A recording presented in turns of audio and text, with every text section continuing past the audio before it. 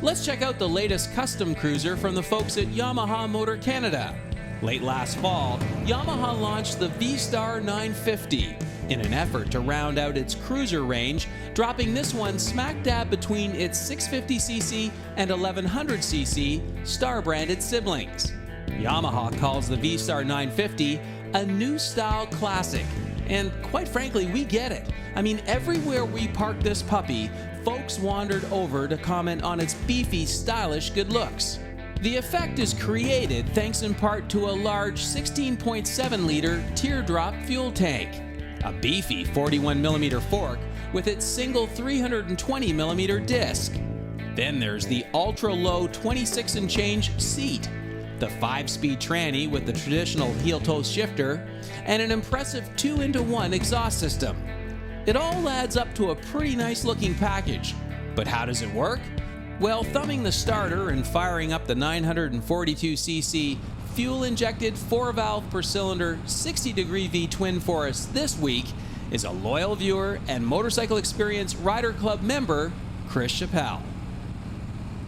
Well, Chris, it just seems like everybody, the Japanese especially, are putting a lot of emphasis on this middleweight cruiser segment. And this is the most recent example from Yamaha. What was your first impression? First thing I saw when I looked at the bike is that, wow, it's a big bike. Because it was kind of intimidating to look at it at first and go, it's a fairly large bike. Yeah. But my opinion changed once I got on it and started riding it. It doesn't have that great big huge bike feel to it, and that was impressive. I like that. Yeah, you looked very comfortable out there on our rolling shots. It seemed to fit you pretty good.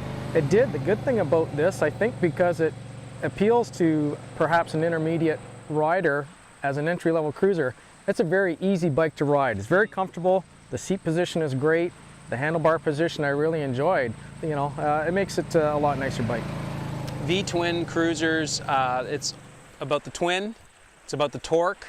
Did you get torque? Oh yeah, no, it's the torque was really good at the low end, and but surprisingly, very comfortable. Hardly any vibration at all, and I was really surprised with that. I loved it. I was like, I kind of didn't know I was on a twin until I gave it some more power, and then like, oh, there it is. Right. They did a really good job, I think, of balancing the bike and the way it's mounted in the frame. It doesn't vibrate like a lot of typical cruisers, you know, did. How was the clutch reach, the actuation?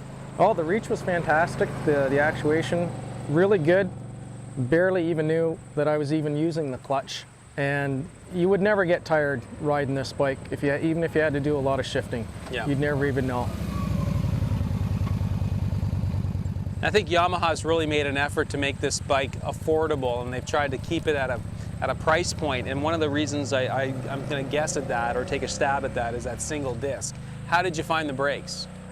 A little bit weak. Like, I mean, I tried a few times putting a lot of pressure, stopping on the front end. It could be a little bit stronger, perhaps because of economics. They didn't add the second disc. I would like that. I think it would work a lot better. Yep.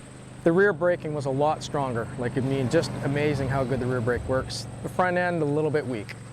Now, I think we can both agree this looks like a big, heavy bike, but once you get rolling on it, it kind of melts away on you. Did you find the handling? Well, that was a deception. At first, it's a big bike. I thought it was going to be extremely heavy, and it's not. You get on it, it's very comfortable to ride. It's easy to kind of sink right into the bike and enjoy the feel of the ride. Yeah. And it's not a very heavy bike, a little over 600 pounds, but it looks like it's got a lot more weight to it than that. And I think that's what makes the bike ride so good. It's very comfortable. Another big element when you talk about cruisers is fit, finish, paint, chrome. What do you think of the finish of the bike? Oh, it's great. Like, the chrome stands out. It's extremely tasteful. It's one of those things where it's not too much, it's just right, you know, and that's the thing I like about it. Sometimes when you have too much, it distracts from the quality of the bike, but the finish is good. So if you had to give an overall impression, who do you recommend buy this bike? You know, this could easily be a bike for a rider that's not had a lot of experience riding. You know, a great entry-level cruiser bike because it's not too heavy and it's easy to ride, but at the same time, a real experienced rider, they'd enjoy the comfort of this bike riding it.